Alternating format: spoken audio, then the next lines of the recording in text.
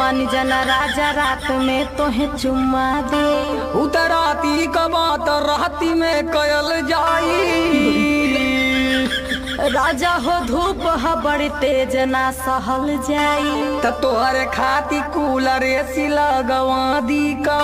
राजा हो नमकीन स्प्राइट भी मंगा दीना। कामे के बेरी में मजाक तो के सूझता। देखा न ओठ भी गर्मी से राजा सूखता। पता न कौन काल में हमार बियाह भयल। मना करत रही तू ही के ना बर्दाश्त भयल। वही के ताना रोज रोज मारली हमके। इत अभी कुछ न है खर्चा भी कराई बुझम के। हाँ तो एक दिन चढ़ल नशा तोहार उतर जाई। जेह दिन छोड़ के गईनी तथा चली